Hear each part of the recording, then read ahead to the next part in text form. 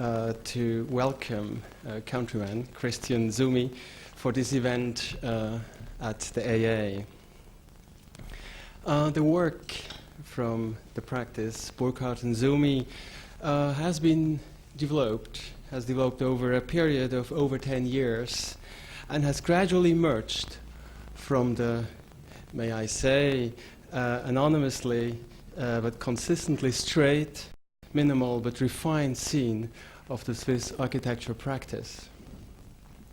It is interesting to trace some of the footsteps of Marianne Burkhalter that spent considerable amount of her formative years during the 70s abroad, for instance in Princeton, Super Studio in Florence, works in New York and in LA. It is in 1984 that the partnership with Christian Sumi was then formed in Zurich.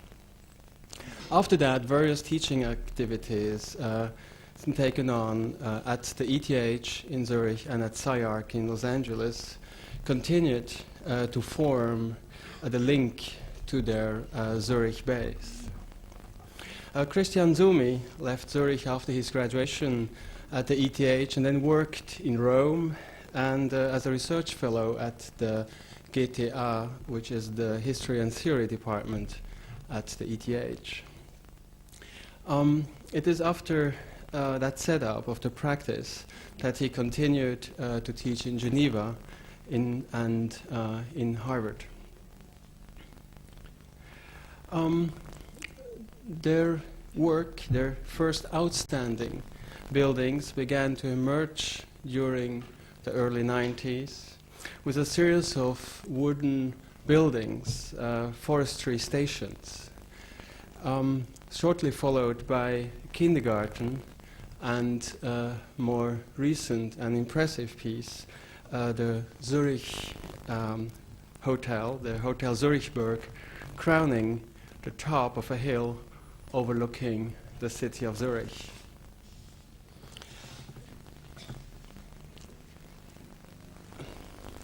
I like to introduce the lecture with a small quote that you will also find in the upcoming AA Files 34 that will give a resume of their work and theoretical stand. The one sentence I picked says, "It is the aim of the practice to renew constantly the relation between theory and profession through the architectural object." There is a second little quote which I found that says, "Architecture will always be a profession which has to be invented anew and defended each day. That is the predicament and yet its strength." Now, I allow a question to slip in. Maybe it's a personal one, of how the particular architectural climate of Switzerland feeds or counteracts with their work and thoughts undertaking in their practice. Please let's welcome Christian Sumi.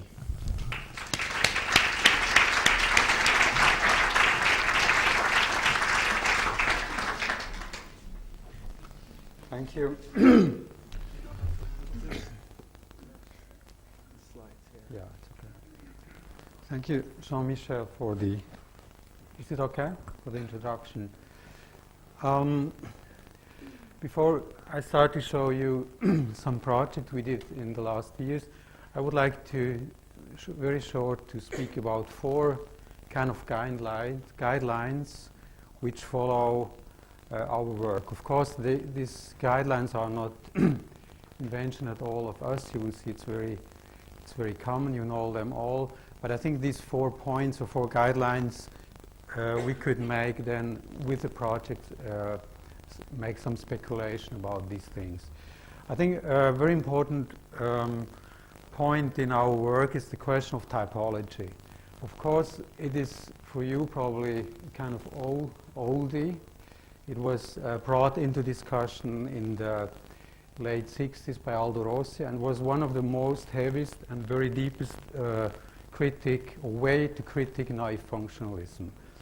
I think, and then in the 70s, typology more and more shifted to a point where we thought it's not more so interesting because type was understood as a kind of a set of solutions.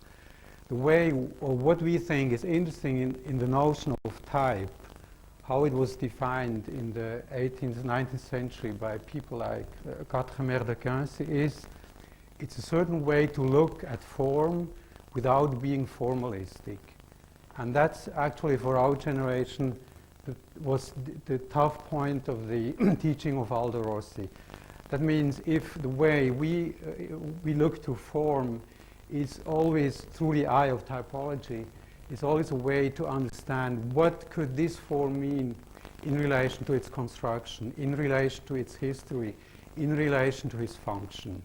So that's why we think this way to look at form, as I say, is a very interesting point, and it's this kind of not to take the form too easy as sometimes we love to, because of course our profession deals with form, so it's one of the main things. It is clear that the relation between program and form, the relation between function and form has become very difficult, and it's not the idea to re-establish a kind of a new or simplistic way between the two relations, but reading the form always with the eyes of trying to understand the programmatic implication form might have. That is an important point. The second thing, again, is a very simple one. It's the question of tectonics. This is also a word or an idea reintroduced by several people. It goes back to people like Bötticher, Semper, and so on. And it is, again, tectonic. We think it is a very nice idea, and Edward Seckler made a very simple definition for us architects. He said the tectonic is the potential to articulate the relation between structure and its materialization. So when we speak about tectonics, it's the conscious to understand that if the relation between image and construction is never a simple one, it is never a one-to-one solution. It is more complicated, and it is our decision to manipulate this relation, and that's the way we understand tectonics.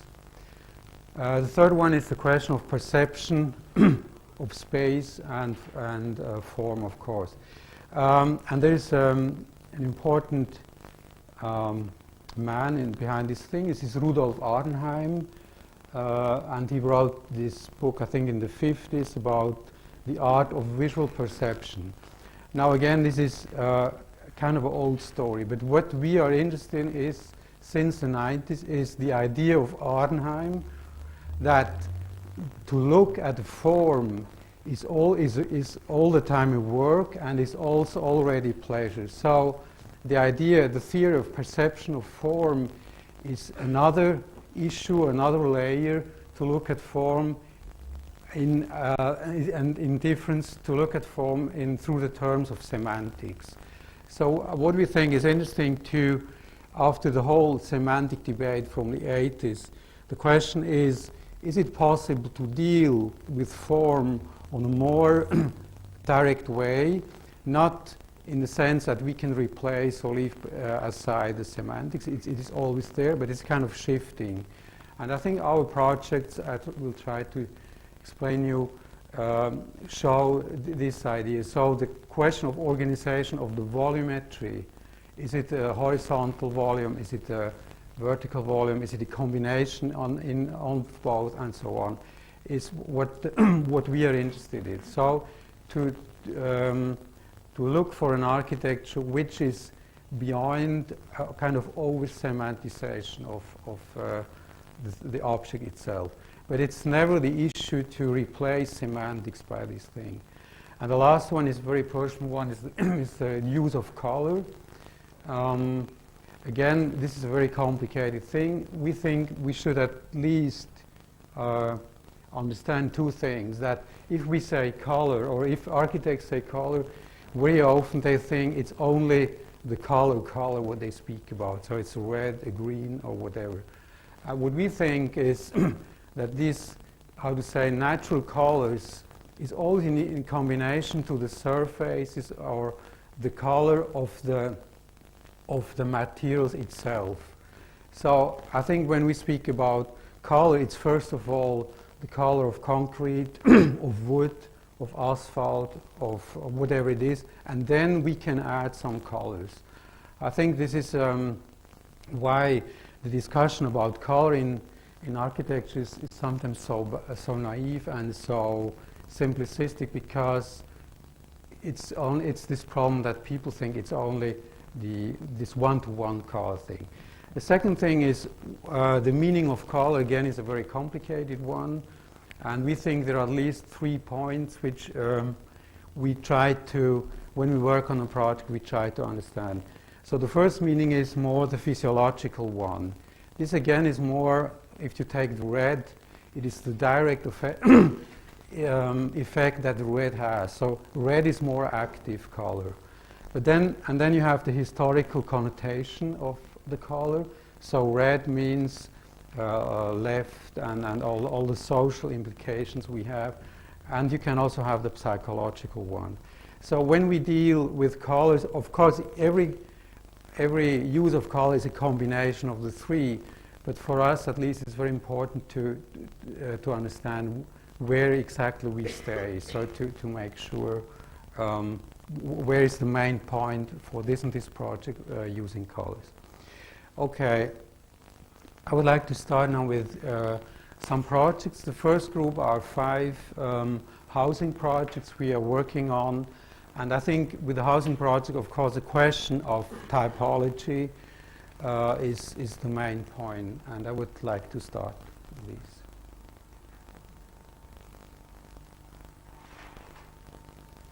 Could you turn on the light, please?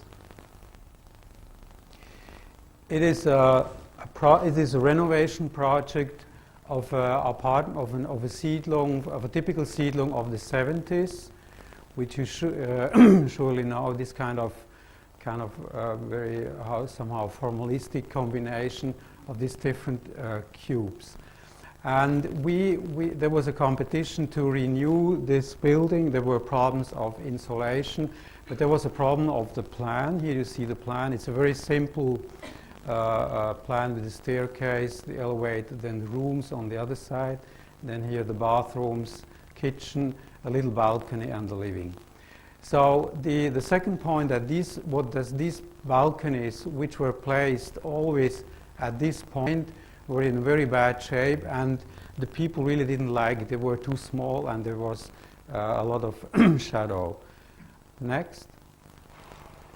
So what we did is to somehow, the question was not if we like this thing or not, or if we can make it better. It was just the question is just to make it different. So what we decided is to eliminate in the edge little balconies and introduce this big balcony.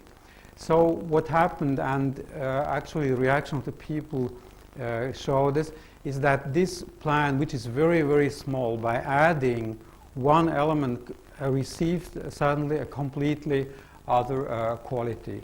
So we think that looking at this plan, and it's not, as I said before, to judge it in yes or no, it's just to look at it, where could you change with one, how to say, with one element, where could you have the best effect to change the typology. So that's what we thought was interesting with this building. The next. So here you see in the model this balcony construction. It's a very hybrid construction with steel, wood, and caoutchouc here, and we put it in front of the building. This kind like a new mask to this building. The next. Here you see the section. So the yellow one was the old balcony. We took it away, and we introduced this kind of new layer in front of the whole building. we also changed completely the figure or the face of the building. Now we introduce this kind of middle of the axe of the building, and that's how we thought to resolve the problem of the combination of the two. So before there was an accentuation of the edge of the volume, and we tried to transform the whole thing. This, from the logistic point of view, was a very complicated thing because people at this time stayed, they didn't go out of the apartment, and there were about 120 apartments we had to change. The next. And that's what happened. So that was how the Siedlung looked before, with these balconies in the edge, and that's how it looks now. Again, we kind of liked also this building because it's a very typical building of its time. So the question was not to make it better, but the question was how to change certain elements and to give him a new character without, making ridiculous the existing building. The only an important element we introduced is this kind of big roof, which we thought was it's really this kind of 70s formalistic thing that the theme of the roof is not really existing. So it was a kind of a non-ending volumetry, and with our projects we tried to give an end or a roof or a silhouette to this building. The next.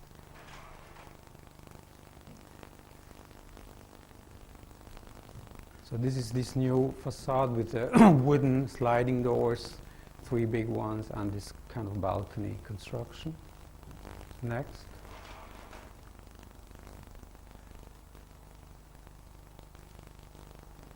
The next. The second project is somehow similar and different. It was a work we did with 7 other studios of architecture in Zurich. And it was completely, it was a developer who bought this place here, and he wanted to make a project, very close to this kind of speculation affairs. And the only thing, what was interesting is that he said he want to have very big apartments. So what we decided with our colleagues to make this kind of cubes, they are 16 of 16 meters, and they are very similar, just by chance, to this building. The next. So one thing, or one of the first reaction we had, because we worked on this other project, we could build 2 cubes, and one idea was to looking back at this plan. We worked before, and you see that it is a kind of a remake of this very common plan of the late 60s. What we changed was the organization of the rooms, which are here, and the bathroom here, which goes to the front. And then the new thing we introduced was not only one big balcony we made in the other project, to introduce this huge big space here. So this project, or the first cube of the 2 we did, is a kind of application or kind of a remake of an already existing building. Also, the architecture is very simple. It would have been a very cheap building with insulation from the outside and so on. So it is kind of discussion also about architecture in the agglomeration of this daily kind of architecture. Next. You see, all following the rules one-to-one. So there's no way to cover certain problems of regulation and so on. And the only thing we decided to open the windows in a way that the window is no more an addition of holes, but together with these elements gives one thing. Another thing which was very funny, at the last moment we had to introduce this little shopping here, and this gave a very funny character of the building, because actually the basement, which is socially the most important part of a building, is completely closed. Next.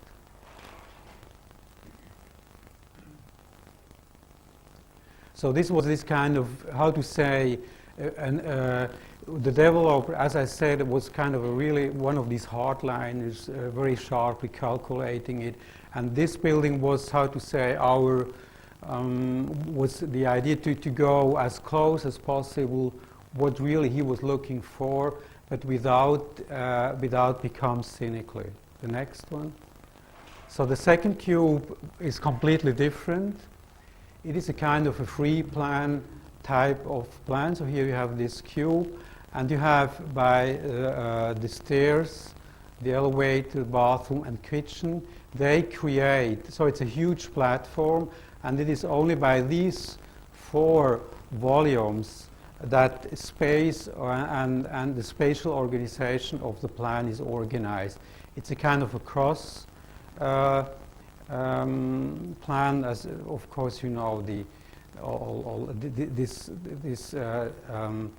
this central space has a long story. So we were interested to introduce this kind of idea of the to let open the middle of the building, which is the completely opposite as the other one. And then you have here the 4 rooms. The next. Another discussion which was very interesting was the social meaning of the staircase. We realized that in this kind of building and this kind of people that he was looking for, the social relation between the people or the degree was absolutely low. And again, of course, this is a high moralistic political question. But for certain reason, at the end, we decided somehow to accept this thing. So normally, if the stair in a building block is a social thing, we reduced actually the social place only to this entrance part here. So this was actually one of the projects where we, how to say, we followed the most we could this idea of this promoter. The next. And this is the Attica, so this kind of Swiss cross on the roof with the stairs, elevator, and so on. The next. So here you see this kind of 2 different typologies in the same project, and this is one of the things we believe really in, that today it has become very difficult to generalize solutions. So we thought at this point both extremes should be possible. The next.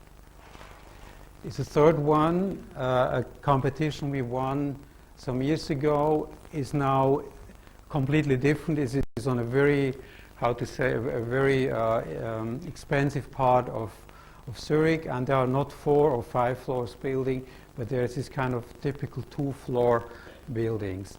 The idea of the context is that, as you can see here, there's no real rule to understand.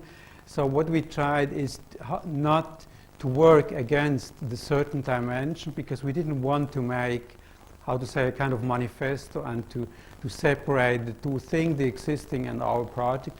So we took more or less the same dimension, but typologically we created completely something different. It's a game between 2 different types. There are always double houses here, and there are 2 types. So one is this way orientated, which you see here, and the other one is orientated the other way around. The next. You see the other type. So what is common to the last project is that, again, we didn't know exactly, and the client didn't know exactly what happens with the outside space. And this is, again, socially a very complicated question, because we realize that these people, they come with the car, they go to their house, and the only relation they have to nature is drinking a glass of wine or of champagne and moving around on these balconies and to look at nature. And this was the same thing with the other project I showed before. So this was the amazing thing that we realized, housing typology more and more. This is kind of going back to their house, and the real ground becomes more and more a sophisticated thing. Next. So here you see the section, cross section, and then the apartments here. So this is this kind of one apartment block. Here you enter here, you have a room, bathroom, kitchen and so on. So it's a linear organization of the whole thing, which again follows the linearity of the balconies and have this kind of huge balcony, but is clearly separated. The next. And this is a maisonette thing. You enter here, you have all the bedrooms here, and then the huge Attica block above. The next. This is the other section, the other way around organized. Again with the bedrooms backward to it, and then the huge space with a huge balcony in front of the building. The next. And then again the duplex structure with the bedrooms here in front to this balcony, and then this huge Attica, which was the big issue of the project. The next. Okay, the fourth project is now completely different from what I said before. If the other projects, you can see that there's a kind of a dangerous reduction of the idea of public space, of the idea of what the social life is going on. In this building, because it was completely different, we did the opposite. Here, these are small apartment buildings, and the client wanted to have a huge social platform. It is a very mixed structure. There are somehow elderly people, but at the one hand, there are very young people. So if in the other project, the collective space is reduced almost to zero, here the collective space was the main thing. And we did two things, or there are two ideas behind. One, of course, is the idea of the public gallery, which has a very long tradition. And I don't know whether you know, on Street Times Street, if I remember, there are prototypes of the middle of the last century of this gallery gallery housings. So the typology of the gallery has a very contradictory and long story, and that was some of the reference. But the other thing was another reference, which is if the gallery is more urban typology, we had this kind of south gallery typology you find in the Alps, which has nothing to do with the access, but it is the gallery which is orientated to the south of the building.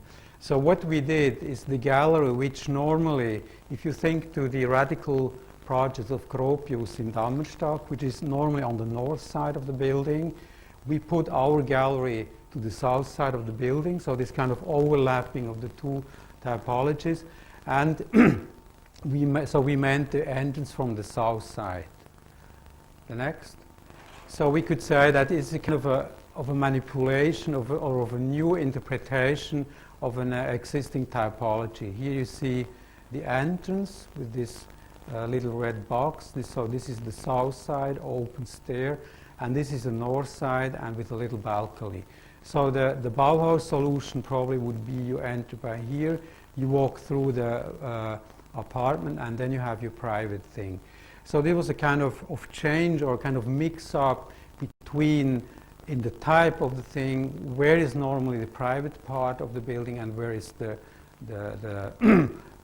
common part. The next. So this is this kind of social platform, which is very complicated and which was very risky when we started to build the building. The state said we will never rent these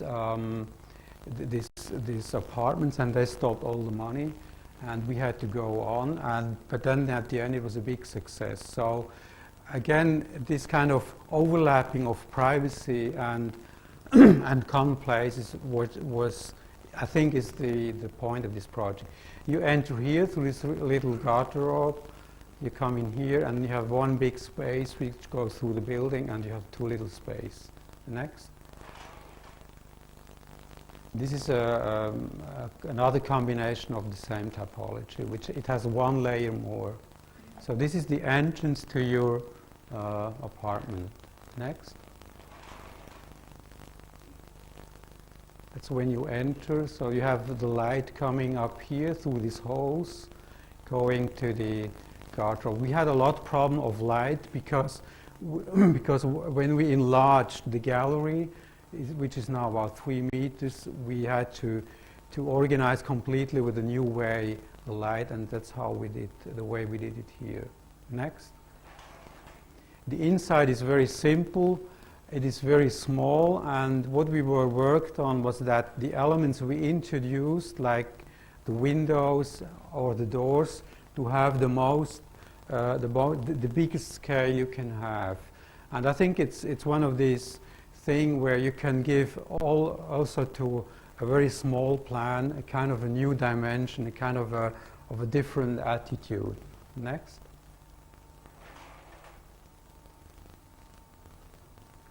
Here you see the section, the south orientated galleries, and here you see the actually the open garage, which you enter from this side. Next. So the building has this kind of two galleries. One is at this level the open cars, which we thought was very, how to say, interesting to make and not to bring down the car, which is on this side, and on this side you have the whole south gallery. The next. So the last project we actually working on is a competition of row houses we won in Germany, and we are doing this part here, and this doing is by Atelier 5, which is a quite famous firm from Bern for housing. So this again is completely different. This is now the private house, and the row houses, as you know, is a very classical typology. And so what we try to do is not to reinvent the whole thing, but we work on two almost existing typology. So the smaller row house is here. It is less steep, but it is larger. This is here. And this is the longer row house, which is here. And you will see in the plan, what we did actually is not to refine these plans, but it was just to take these already existing plans and just to give them another quality or another way to look at them by this addition here or by this addition here. So again, it's a kind of a remake of plans of typology. We don't think it's not worth to refine them anymore, but it is worth to rethink them if they still work for our time or not. Next. So here you see this larger house, it's about 5 meters, very simple typology with the stair orientated this way in the building, and it has 2 small rooms, 1 big room and a big bathroom. And here you see the addition. So what we did was a huge entry here. This is kind of the new addition, what we did, and with this big storage space. So that's the way we try to modernize or to reactivate this common typology. The other one is a little bit more complicated. It is more a modernistic solution from people like Le Corbusier. It's very, very dense. You have the stair and the storage room and the bathroom here, and you have 2 big spaces here. And the stairs again is in the middle of the house, and you enter from here the kitchen and so on. What we did here, we added a kind of a garden room, what we said, and Gartenzimmer, and we tried to create this kind of a certain way how you enter to the building, and with this typology to offer another more separated room, we thought or we think that this would be a way to reintroduce this this typology. The whole thing would be completely wood construction, but this is another theme on it. It is very complicated because we have a lot of problems of fire police, because normally wood is not at all used in this kind of density typology. Next.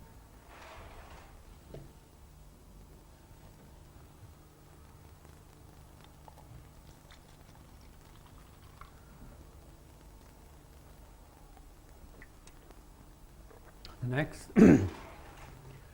Okay, now I would like to show you two kind of classical wood construction, and maybe we can speak a little bit about technology and tectonic questions. It is this forestry station. We got the job to do 4 forestry stations with the same program. They have all a garage, they have an open hall, and they have a little administration building. So this was the layout, or how to say, the standardized element of the project. And here you see the solutions for the 4 sites, which are very different and with very different people.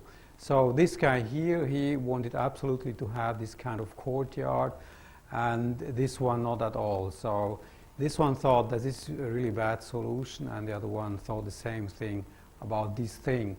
So there was this kind of standardization of elements, and again giving typology a solution to react to the people and to the site. The next. I would like to show you this one, please. The next. So you see this building with the courtyard typology. You enter from here, and you have the elements. So the separated open hall, and then the administration building, and here is the garage. And as you can see from the architectonical point, again, it is a relation between the whole and the part, and that's where we started to introduce the color. The color is very traditional. The red and the green are colors you find at this region, and the other color, which is very important and which becomes now very important because this turns gray, is the natural color of the wood. The next.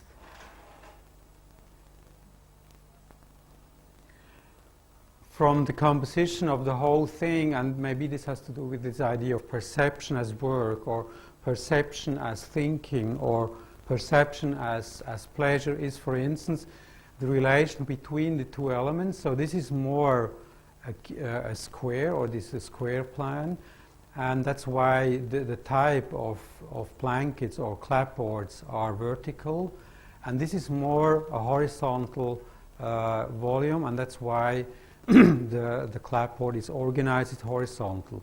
Of course, this is very banal, and it's absolutely not new. But what we were interested in this thing is to separate the 2 things as most as possible from the point of view of perception of it. So it's why that the color repeat, or the color does also separate the 2 things. So it's a kind of double strategy to separate the 2 things.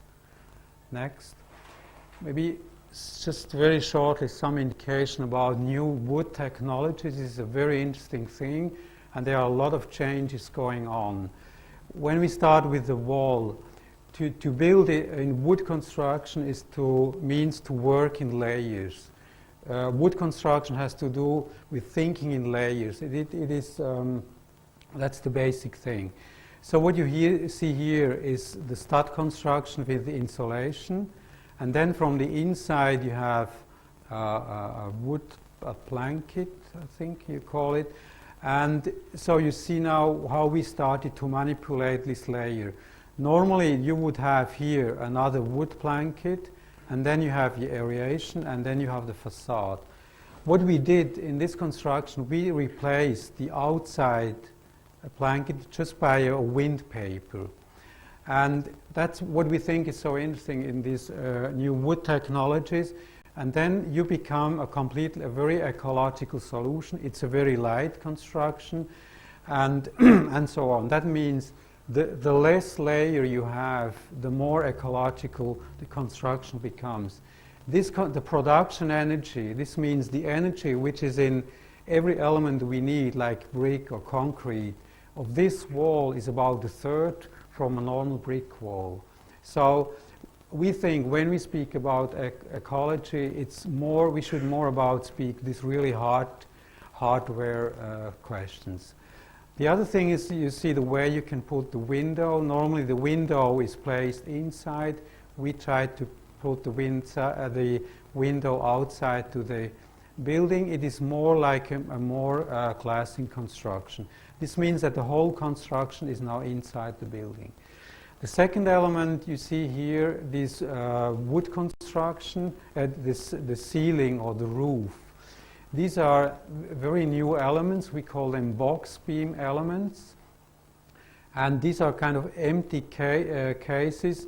And this kind of construction comes from the concrete technology. And what we think is so interesting when we look to construction nowadays, that there's a kind of transfer going on from one type of building or construction to the other one. For instance, type of construction which were very typical for street construction, suddenly you find them in a concrete, and so on.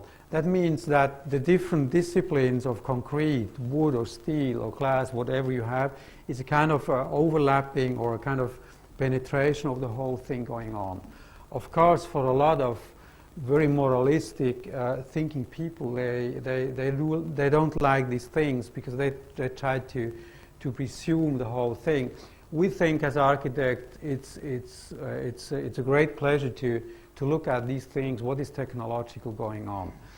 And then you see, you will see then a picture, and you see two different type of combination of this element to the wall. Let's start with this one. This is not a very typical wood construction, because wood construction normally is very additive. That's one of the connotations of wood. With these new elements, you can make completely new combinations. So, because normally the floor would be here, and then you would have the wall which is done on the floor. With this box beam construction, with a metal element, you can put the things together the way you see, and it looks like this. That means aesthetically you can also reduce the layers, or you can bring in the same layer, you can add different type of elements. And this is more the traditional way, you know. So this roof is carried by this beam up here. So tectonically, it is clear that more and more we lose the certain, how to say, the certitude, to be certain how we have to construct. And that's why the discussion about tectonically is sometimes very boring, because we think this one-to-one tectonic thing doesn't work anymore. What we have to do is to enlarge our idea, or enlarge our vision of tectonic. And so the whole layering of the whole construction process, I think, has to do with that. Next. Now you see the difference of what could be a wood construction. This space looks exactly the same way like a concrete construction. You don't have anymore the kind of the primary and the secondary and the third strata. It's one element. Here, this box beam element, which are, as you said before, which are here, and the box beam elements which are aligned on this level here. So this new technology, for sure, they will change the connotations of construction, and I think we should deal with this question. It's an interesting point, and it's not the point to work against wood construction. It's just a way to reintroduce new tectonical aspect or new tectonical qualities of wood construction. You see another thing, because when we took away the second wall, which was replaced by paper, it is clear that the whole stabilization, which normally is made by the two walls which are put onto the studs, then you have to solve the stabilization of a different way. And that's what is so interesting in this, what we think is interesting to look at construction, because it's a whole system thing. So if you manipulate on one point, you can be sure that you will have consequences on other levels. And I think tectonic, the way we think it, has to do, how to say, not to only to deal with this question on a poor conceptive way, but to look where and how could certain new disposition of construction become a formal guiding element. The next. last detail of the window, as I said before, is put outside to the wall, so it's aligned here. And here you see another thing. It is very cheap to manipulate existing windows, and you can create a completely new way to bring together the different elements here. So this is a very normal wooden window, and with the machine you just take away these two pieces, and you can make a completely new, or you create a new relation between the clapboard and the window. The next.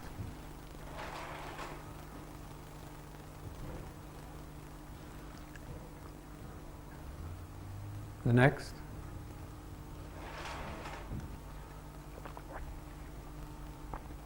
Okay, this is a very allegorical image, and of course these trees which lay down, they explain a little bit the building behind and so on.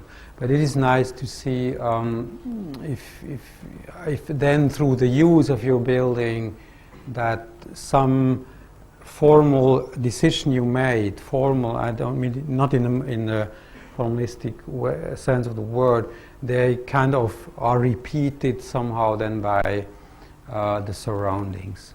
So this is this window which goes, this window here, you look out, next, and this is the window in the other direction. We believe that this very simple classification of how to look or how to penetrate a linear building are still the most, how to say, important things to do. These, if you can resolve these things, I think spatial quality and in this sense, typological decisions are the right things you have. Next. Then a second wood construction we did 2 years later, which is completely different, and okay. So this is the site, typical picture of architects looking at the site, and the point is only this was a competition, and we looked at the wrong side, and so we did the whole competition with the wrong side in mind, and almost in the last night we realized the whole thing. We took the project and shifted it 200 meters to the right place, and we won the competition. And we had a very good critic concerning the context. So after this experience, this was the moment where we thought that late contextualism in the late 90s was really on the deepest level you could imagine. So what I'm trying to say that this building was one of the first buildings we were very hard working on is object wood character. Of course, these are terms that you know very well in this school, but this was after the whole Rossi school was very important to discover for us. So it is a building which is orientated more to itself, but the thing we thought we could solve, it should do that without being arrogant. So it was a kind of new way to look at the idea of context, because this is not a real context in the sense of Snozzi or Aldo Rossi. It's very difficult to find, how to say, one-to-one guidelines. It's also a context which is okay for us. I think as architects we don't have to be so arrogant to give on everything a comment. So this is the basic idea of this thing, that it is an objecthood-like building, but which at the same time somehow has to do with the context. It is organized on a cross. You can see here, and it has it is a kindergarten. This is the administration part, the gymnastic hall, and here are the 3 kindergarten, and this is kind of a playground, open space. The next. Here the plan, you enter from here. This is the administration thing with a little medical center. and then you have this huge corridor here. And what we were working very hard was the idea of the garderobe, which normally is placed or is overlapping with the corridor. We try to organize it in the other way, so that this is more a private thing, or this is a zone between this public space, in between this public space and this space here. And then what very important for us was, this is the kitchen where the children eat, that normally these kitchens are somewhere else closed. We wanted to introduce this element of this children kitchen to this space here. Next. And it's only in the first floor where you realize the idea of the project by this kind of 8 figure. And so, beside now the typological thing, this building was a building where we had good experience about its perception. And it is a very difficult question whether this is a divided whole or this is an addition of the two things. And this question you cannot decide, and I think it's the wrong question, because the reality is probably in between the things. The second thing is the use of color, which is now completely different from the forestry station. Here the color, the white, works completely against the composition of the volumes. So through the volumes we try to separate the things, and through the color we try to bring the things together. And this again has to do now with the perception of things, because the cross figure is a figure that when you walk around the building you can never perceive it. And this is one of the main, or is important point in all this theory of perception of form, that the geometry of the conceptual geometry of a building is not the same that the geometry of its perception. Because when you walk around the building, it is a series of negative volumes here or of positive volumes. So the geometry of perception has nothing to do with this cross-orientated plan. And so the color again is worked with this way. We here the color had two connotation. It is a completely different red than the other one. It is a clean red. It is the color of, as you can see probably it is this kind of red that you find with the toys of the children. So the idea was to make a kindergarten which deals a little bit with this little play things that they have in school where you can bring together different cubes. So this was one thing, and the other thing was this element, the game of the very elementary windows, which are only vertical or horizontal. So this project is, for us at least, was the most complicated and the most project which we were very close to some formalistic things. So it was very difficult then to work these things from the inside also. But at the end we were very happy, and we were very surprised just by the reduction of the two type of windows. One window vertical, which has to do with your body, and the other one horizontal, which has to do with the panorama. It's really, at least for us, very successful. The next. Okay, the whole building again was prefabricated. It was a wood construction, very, very sophisticated. And again, this is why we do these things all the time. It is amazing. With one plan or with two plans like this, you can almost construct the whole thing. That means prefabricated means to understand all these points, and when they are solved, it's like a huge machine which goes on.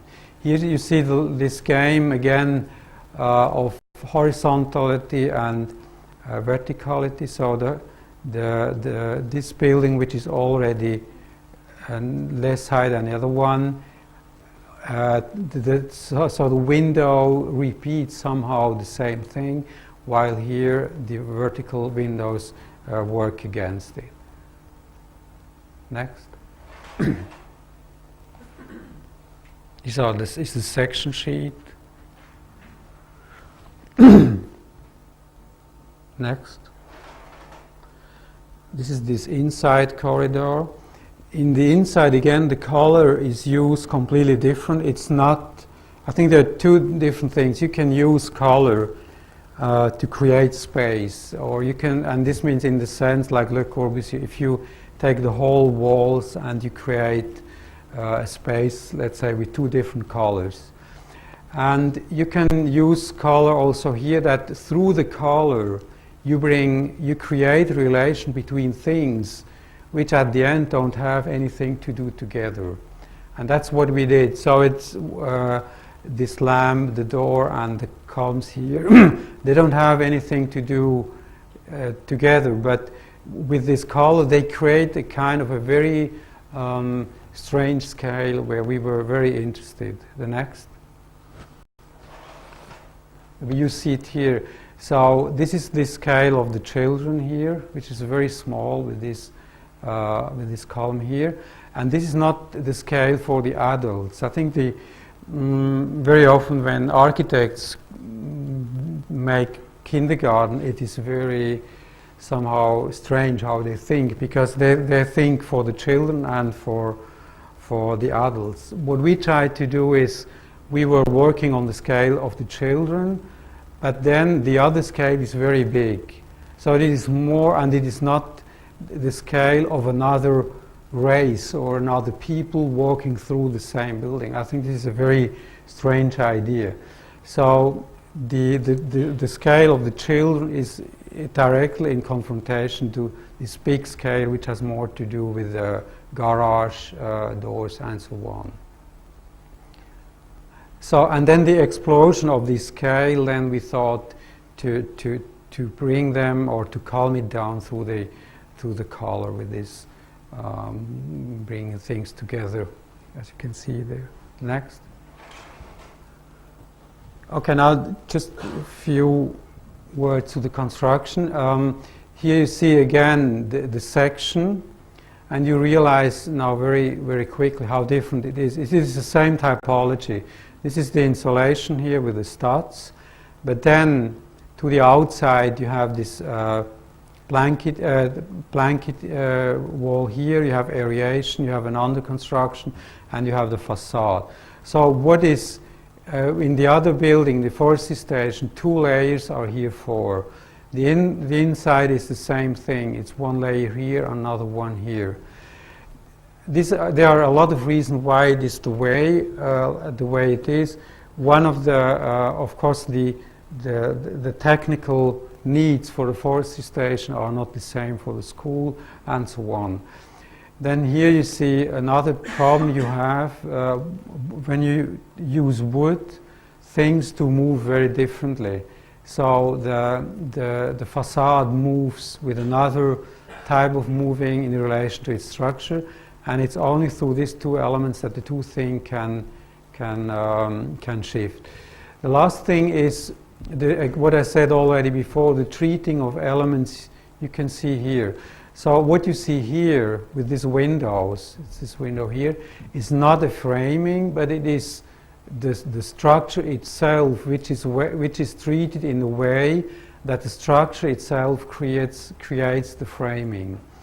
So again, this is, I think, from the tectonical point of view, interesting that what you read is a frame, but what it is a part of a structure. And I think that's exactly the thing where we are in. Reality has become very complicated, and for us this is not a problem, but a pleasure to rethink these things. The next. So here is exactly the same thing. You have, when you look at these huge windows, you think these are big frames, but instead this is one. But in reality, it's one stud which goes down from here. It's just the way it is treated is changed here.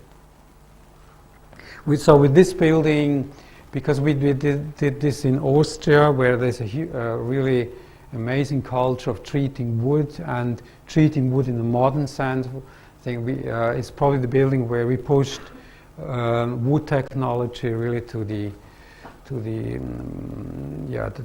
forts we could. In this scale, of course, this has nothing to do with other scales of all. The next.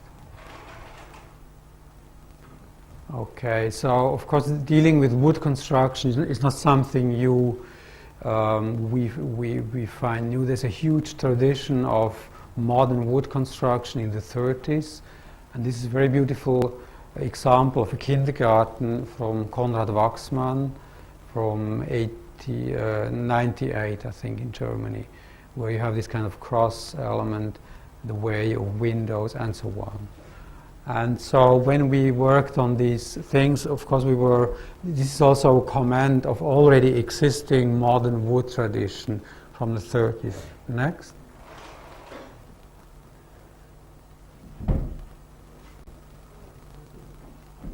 Next. Okay, this is the last project I would like to show you.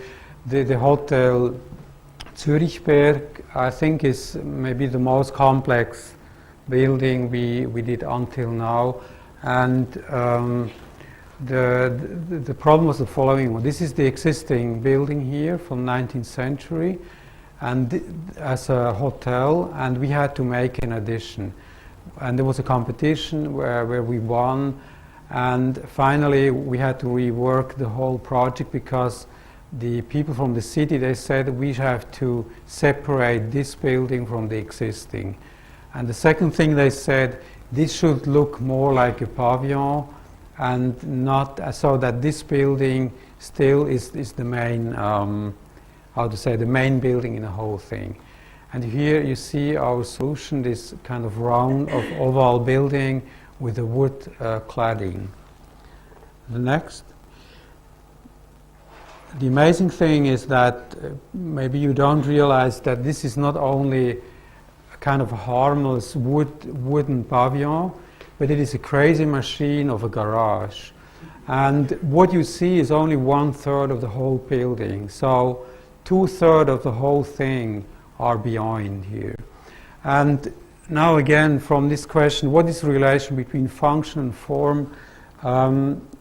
With this project finally we started to understand a lot of things, because we realized that actually the problem is not this hotel, but the problem is the garage. And that is how then at a certain moment we started to think about the garage, and we had this idea of this ramp thing, which is already a very known thing. So actually what we did with this thing is that we took an already existing solution, the system of garage organized this way, which goes from here to here, and then we turned twice more, and this became then the hotel. So actually the hotel is in a certain is in relation to the garage and not the other way around. And I think also this is a very important thing to understand in a project, what is really the guiding problem in the whole thing.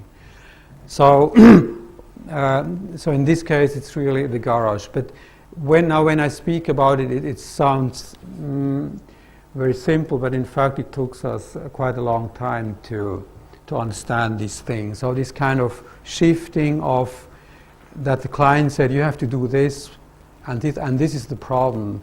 And it takes you a long time to understand that this is not the problem is somewhere here. And that's also the way, as I said, from this kind of typology thing, it's a very interesting thing to look at form, because what happens is actually that this is a type of form which comes from the family of traffic. And what we did is that we took this shape of form and introduced it in a completely other context. And I think it's very important as an architect to understand what we are doing, and it's only by this way that I think we can be very open, and we have to accept that these categories, it's exactly the same thing that happened in the construction, are very open. And so on from typological point of view, this was a kind of transfer from one family of thing to another one. Okay, the next.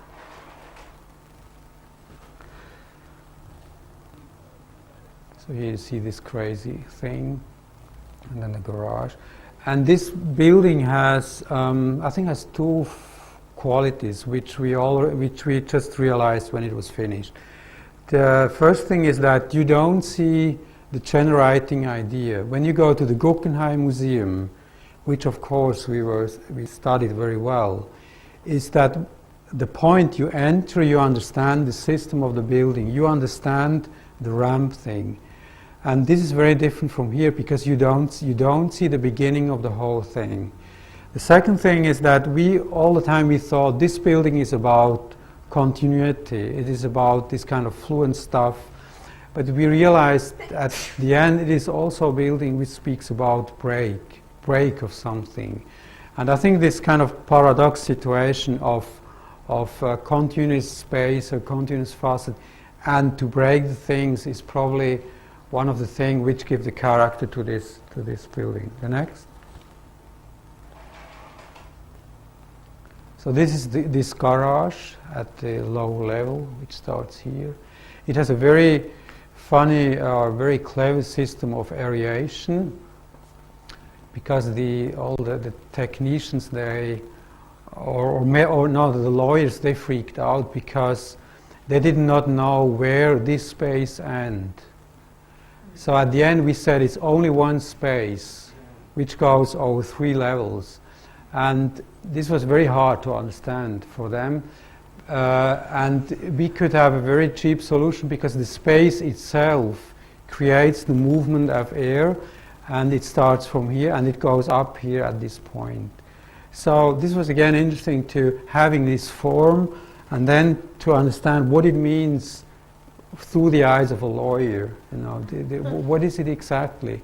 And as an architect, I think this is very important to understand these things. So, and then you can deal with these things. You can try to create new freedom and so on. The next.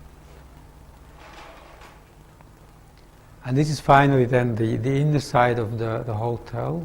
You have this ramp which goes up here, and the hotel, which is interesting from this typology is that the bathroom is placed right on the facade here, and this has to do, of course, with the shape of the form.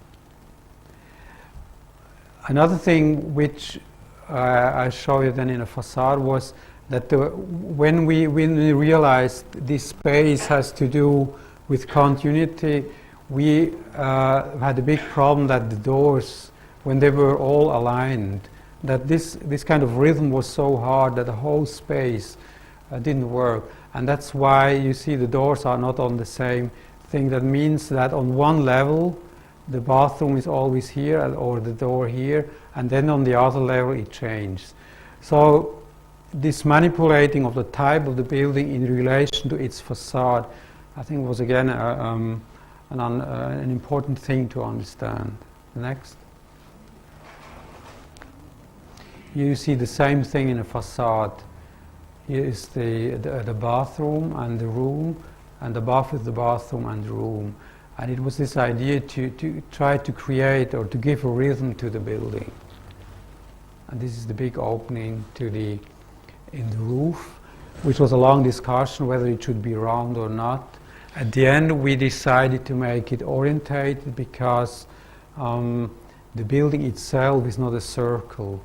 And so from the inside, this would be another discussion. There are a lot of contradictions in the building to give the idea that it is circle and at the same time to work against it.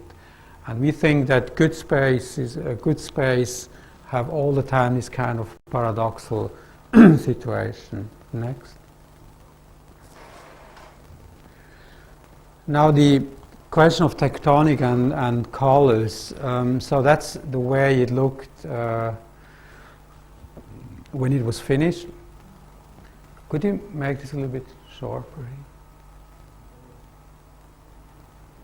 Yeah, it's okay. Yeah, it's okay. And of course, you see, and that's you see what we did. So again, the space is not one-to-one the image of the construction, but it's completely different, and it has certain reason why we did it this way. We were a long time hesitating if we should show it the way it was. That means that you have an idea how it is constructed. This is a concrete slab, and then you have this brick wall here. And this is one figure, from the construction point of view, it's one unity. But certainly we realized that the weakest point, now from the point of perception, is the middle of the building. And so more and more we said we should try to work against this kind of central thing of the building, and we started to make an accentuation of the periphery of the building. That means of the ramps, and that's the way color is organized. So we have here a color here on the concrete red, and you have the red on the brick wall, and it's only through color you can manipulate completely the perception of space.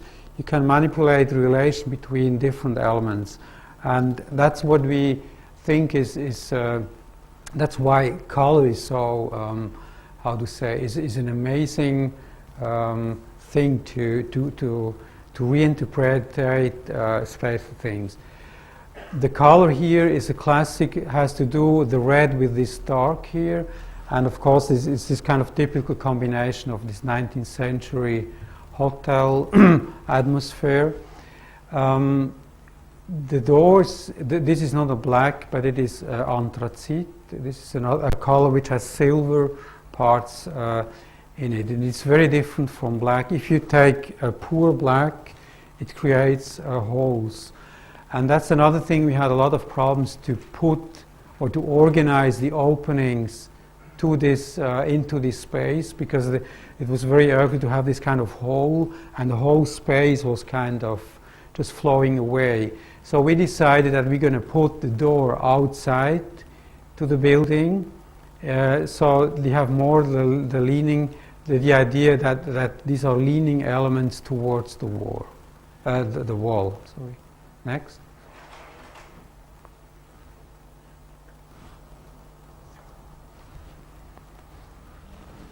Next.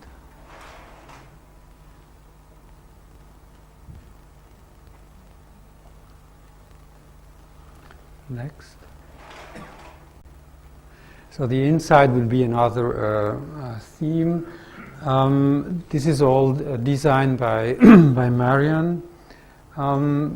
It was very complicated to organize the geometry of the rooms.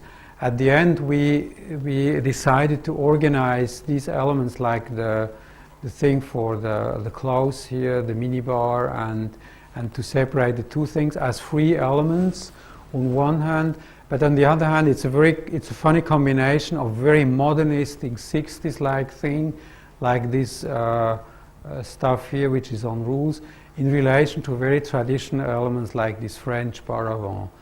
So again, it was especially Marianne, who is much more involved in design that I am, to combine these two things, this kind of 60s super studio stuff of crazy mobility thing in relation to a very traditional thing. And the same thing is with these very cheap Stark chairs in relation to a very kind of boring, typical Swiss design stuff. So the design of the inside of the building works on this kind of contradiction. It's not this kind of going through design from one thing to the other. It's a composition of different characters of building, of furnitures. The next. This is the facade, which is similar to the forestry station thing, but it has other dimension, it has a completely other character, and so on. And behind is a concrete brick construction, and this again shows you that using wood, or if it does not mean anything about the structure. So the relation between the outside facade and its structure has become a very open, a very complicated one, where you can decide why and why you're going to make these and these decisions. The next. And this was also an effect we never thought about, which is really very nice. At the evening, this can becomes like a big lamp, and it is nice also because this annex has no entrance, because you enter through a curved corridor from behind the building. So it is really this kind of lamp, shining lamp in this landscape. Okay, I would like to finish. I have just three little points I would like to make, some things which is very difficult for me in English, I have to say. Themes we are thinking about now in the studio, just three. Of course there are a lot, and so besides these guidelines I said before, are maybe the following three. One thing is we think interesting is the relation between sense and sensuality. This is, of course, is a kind of everyday thing that everybody says this, but we think it's a deep thing. It has to do with implicity and explicity of things, and we don't know how the rules are. It's only a thing we try to make an architecture which has this quality. So I have 2 slides more, please. You can, yeah, okay. So this is an actual project we are working on a little wood pavilion, and which is in a little zoo where a lot of these buildings. And what is strange that at one hand we like this kind of old buildings, and especially we like this kind of roofs, which is very normal, which is very strong, which has a very sensual quality. On the other hand, we know that we cannot somehow repeat these things.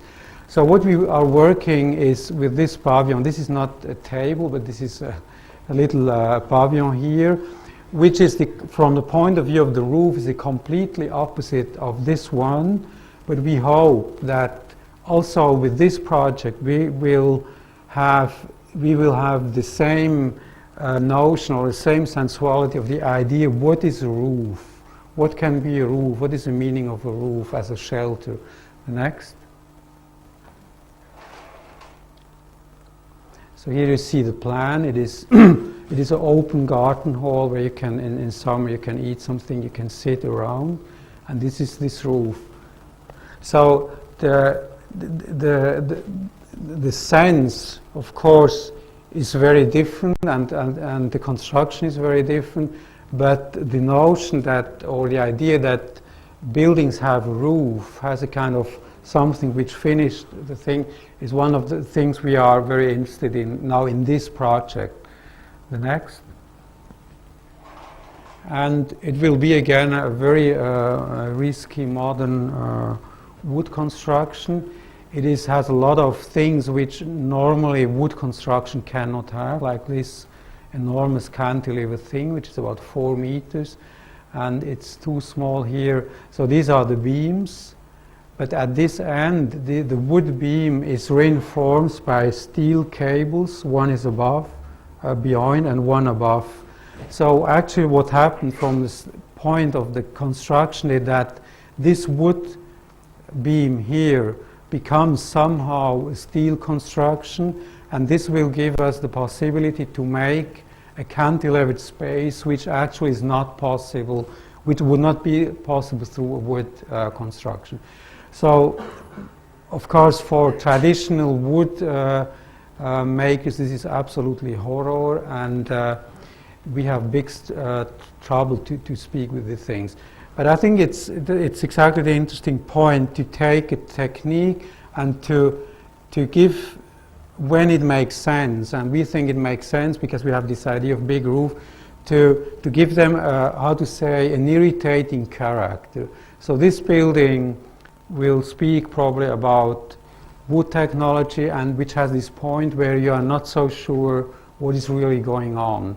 And there is a quotation by, I think, Peter Smithson, who once said, when you have a detail, you should not show how it is made, but you should give an idea how it could be.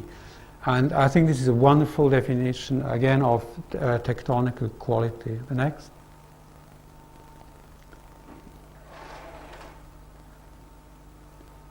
So this is, okay, this is a very early thing. The next. The second point, I would say, is this idea of the ready-made, which I think is a very, in our thinking, is very more and more we are in this business is an important thing, because things, so many things are already there that are thinking, beside making innovation, which is very important, which is very good, it is more probably the thing to look at the same thing with different eyes. And that was exactly the experience we had in this hotel. It is not, there's nothing really invented there.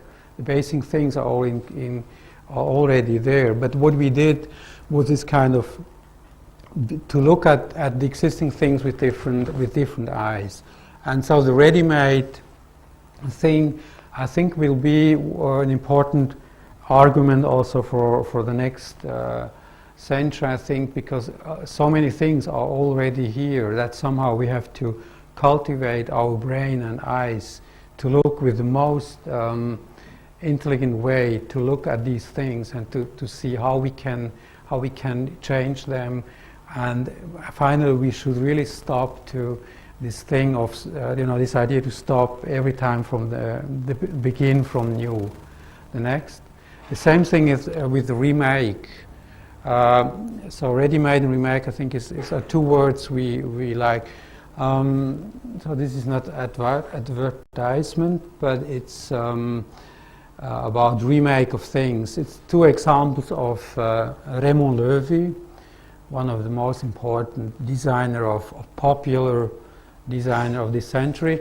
That was how the shell sign looked before, and that's what he did. So the decision to take away, to separate the shell, the written thing from the object, that was his idea. And I think this is as simple as it is an amazing manipulation. I don't care whether it's better or not, it's just very different, and it's similar at the same time. And I think the quality of these irritating things are something we should really care about. The same thing is the Lucky Strike story here. The Lucky Strike was in the 30s like this. It was green, and the green color had a very bad smell, so the cigars weren't smell that good. And Lucky Strike went to Raymond Loewy, and he asked what they can do. And he said, well, just change the color because it smells bad. And again, this makes absolutely sense, but it is an amazing thing because he changed the main thing, the green color, but it is still the same thing. So what he did here, this kind of remake of the written thing, this is our big things here, it's big and small. It's almost the same thing. So it seems like to stabilize the whole image, he said, oh, we don't touch anything, but we just change one thing. Okay, so this kind of remake, ready-made thing is one thing we constantly have in mind. Next, the third and last point is everybody has his reverence in head. This is clear. I think it's very important as students that you have a big knowledge about existing things, and it is clear that everybody works with these images. But I think it's also very important to understand what is different from the image. And there's a very beautiful text by Raphael Moneo. I think it was the opening lecture at Harvard in the mid-80s, which is called The Solitude of a Building. It's a very short, simple text. And there he said that after all the theoretical speculation, after all the references you work with, that you say, well, this corner is from here, this pillar from here, this window from here, there's a moment where the building has to survive alone. It is the moment where the architects and all the people who write about it are just gone, and then it's the main question: how can the building survive? And I think this is a very good question of test, really. And we think a good building is much more than the sum of its reference. I think if a building is just an addition of different stories going on, it does not yet have its own character. So when we worked on this forestry station, of course we knew these Plečnik buildings in Murka from 36, and we had this building just to understand the difference. We thought that in the Plečnik building there's a very strong idea between the pillar and the roof. It is a very classical, it's like a Urhütte, it's this kind of very archaic thing. And it has completely different proportion. The proportion, the dimensions to the height is completely different from here. So we knew that our building is exactly not this one. The next one. Another reference where we thought, which probably was closer, was the Tessenhof building in I don't know where it is, 36 too. So what we had in mind was more this idea of a very high column and then a roof like a plate, like a sharp plate. And the other idea was the relation between the trees and the column. And I think if this building has a certain quality, maybe this is a new interpretation of these things, because the trees somehow became, in our project, column itself. And then the relation from the columns to the outside is a different one, because it's from this column to the existing wall. So what I'm trying to say is it's very important to understand what we take from a project and how we manipulate it. And as I said at the beginning, I think the building should never summarize the whole stories we had in mind when we did things. But there's, as Rafael Muneo said, this moment where the loneliness of a building, where the building has to stand itself, and that's where the whole perception of the building starts from a completely new point of view. And I think this is finally then the test if a project is really successful or not. Thank you very much.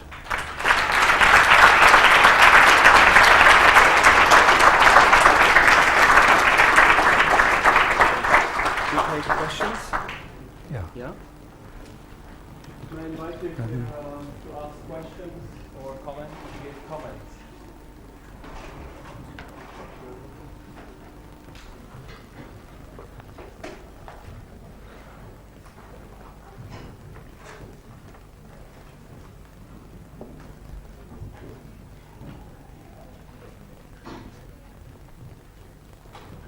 Well, maybe I like to, it's less of a question and maybe more of an invitation to ask Christian, since most of the references, the four references you are giving had, let's say, they pass a test of time, Gropius, Waxman, even the Plečnik and so forth. And there's something within the Swiss tradition of modern architecture which obviously touches on those, if I may say, safe roots. And I would like to ask you, how does this particularly strong, if it is strong, tradition which is taught and practiced in Switzerland, how does this feed your work or counteract your thoughts in your practice? Mm-hmm.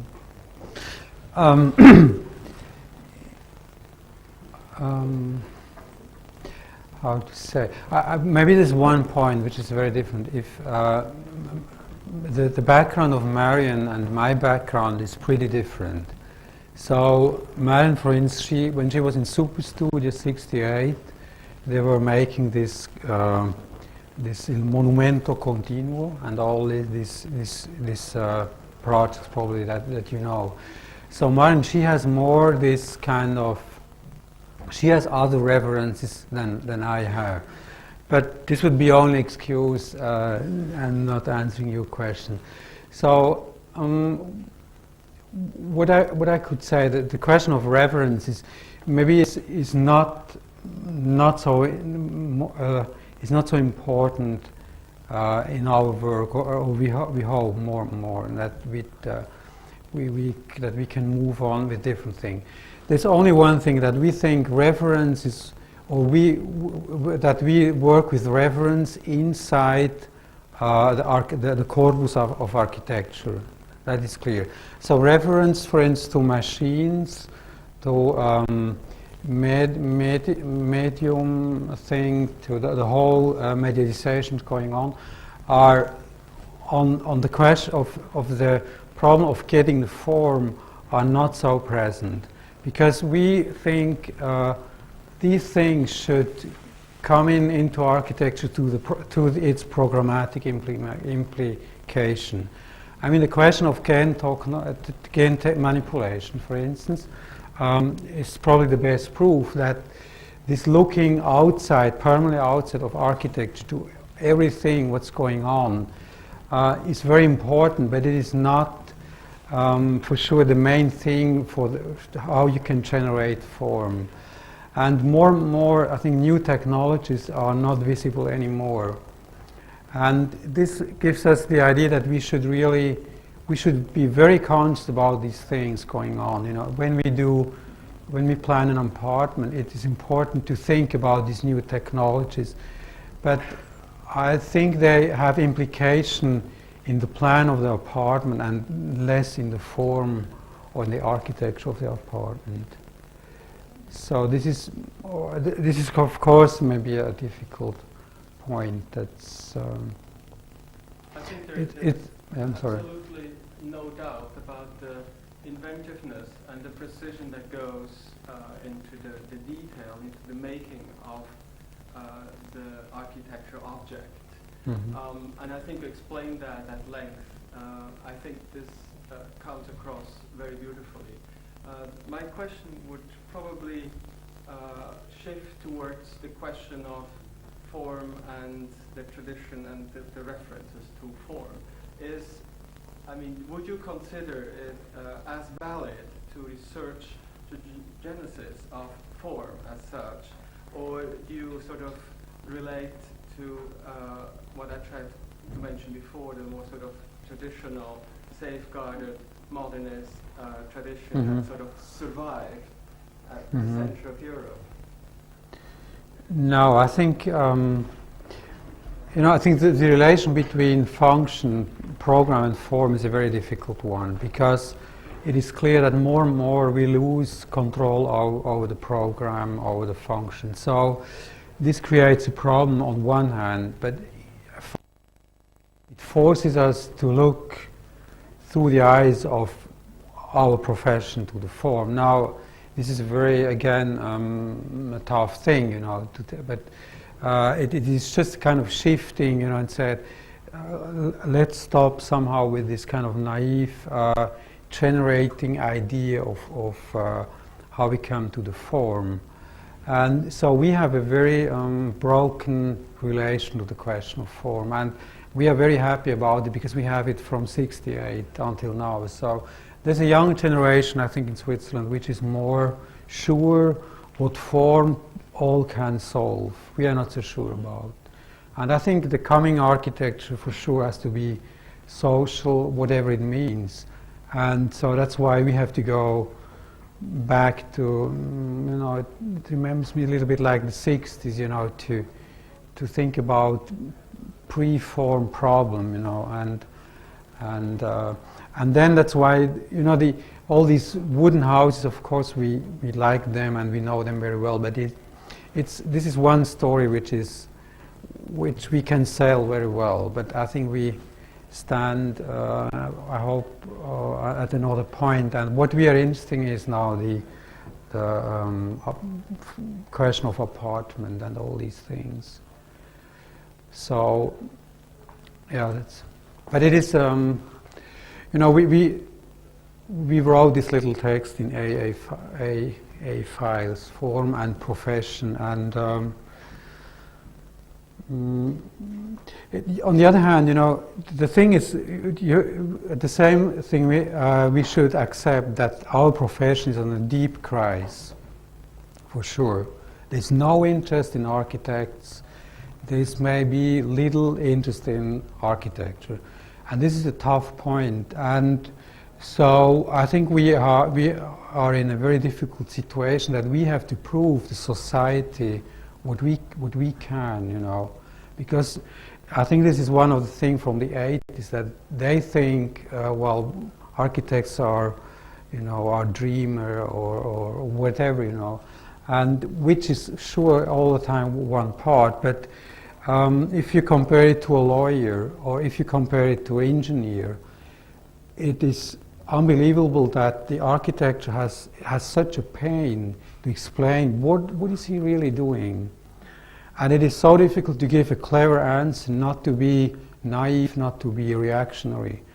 And we don't have the answer. We just know and feel that our profession is really going down for sure. And so we have maybe less time to think about these things, but we are very quick, and that's our chance. We can think about the disaster of our profession through the projects.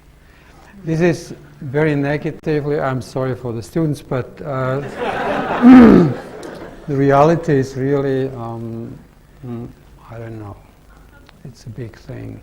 It has very interesting points, you know. We will lose control about a lot of things, which I think is no problem. I think one family house is not anymore the thing we have to do. This is something you can buy on the internet or whatever, and people can do it by themselves. So we have to think about where are we successful, and I think it will be in landscape, urban questions, and so on. Okay. Okay. Thank you very much, Chris. Thank you.